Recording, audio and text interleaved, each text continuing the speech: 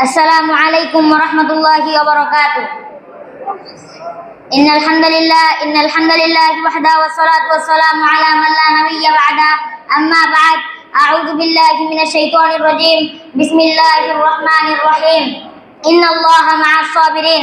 আলহামদুলিল্লাহ, যাবতীয় প্রশংসা সেই মহান রব্বুল আলামিনের দরবারে। সকলে বলে আলহামদুলিল্লাহ। নবীর প্রতি দরুদ পাঠ করি, যে নবী দেখিয়ে দিয়েছে এক সরল সঠিক পথ, যে পথে চললে পাবো জান্নাত, জাহান্নাম থেকে মুক্তি। সকলে বলে সাল্লাল্লাহু আলাইহি ওয়াসাল্লাম। জমিয়তে সুবহানে আহলে হাদিসের পক্ষ থেকে আয়োজিত আজকে এই অনুষ্ঠানের সম্মানিত সভাপতি, সহসভাপতি এবং সুবিজ্ঞ বিচারক মণ্ডলী এবং আমার সামনে বসে থাকা প্রাণপ্রিয় ছাত্র ভাইয়েরা, ভাগ্যের চাকা ঘুরতে ঘুরতে আমার বিষয় পড়েছে আদর্শ ছাত্রের গুণাবলী। সম্মানিত উপস্থিতি, বিষয়টি খুবই গুরুত্বপূর্ণ, কেননা শিক্ষা হচ্ছে একজন জাতির মেরুদণ্ড। আপনার যদি সুশিক্ষা না থাকে, যেমনি ভাবে আপনি মানুষের সামনে দাঁড়াতে পারবেন না, তেমনি ভাবে আপনার যদি সুশিক্ষা না থাকে, আপনি মানুষের সামনে দাঁড়াতে পারবেন না, সমাজের মাঝে আপনি বড় হয়ে দাঁড়াতে পারবেন না।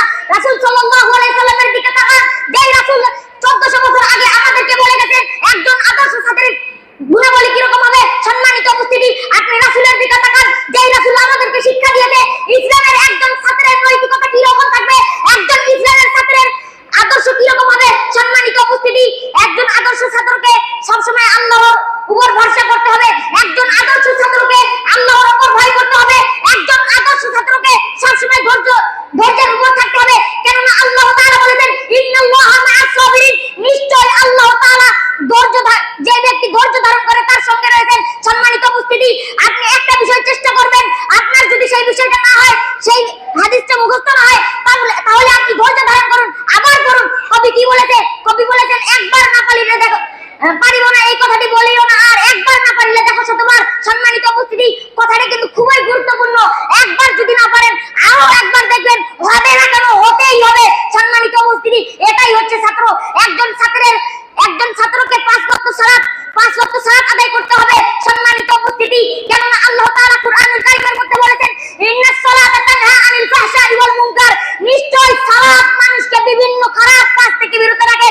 সম্মানিত উপস্থিতি, সালাত আদায় করবেন না, আপনার যত খারাপ কাজ করতে মন চায় সব করতে পারবেন, কিন্তু আপনার যদি সালাতটা একমাত্র আল্লাহর জন্য হয়, তাহলে আপনার সালাত যদি আল্লাহর জন্য হয়, তাহলে আপনার যদি একটা খারাপ কাজ করতে যান, তাহলে আপনার গায়ে লাগবে, এই কাজটা আমি করে ফেললাম, আল্লাহ আবার কি করবে।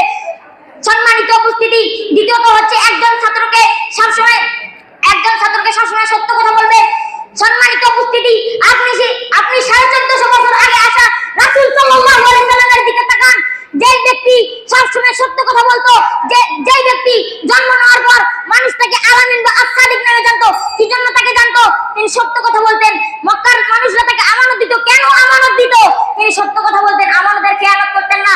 সম্মানিত উপস্থিতি, সময় সংক্ষিপ্ত, তাই এই সংক্ষিপ্ত সময়ের মধ্যে এই আদর্শ ছাত্রের অনেক গুণাবলী রয়েছে, এই সংক্ষিপ্ত সময়ে এটা বলা যাবে না। তাই আমি আমার এই অল্প সময়ের স্বল্প বক্তব্যকে আল্লাহ তাআলা আমাদেরকে যেন মেনে চলার তৌফিক দান করুন। আল্লাহুম্মা আমিন।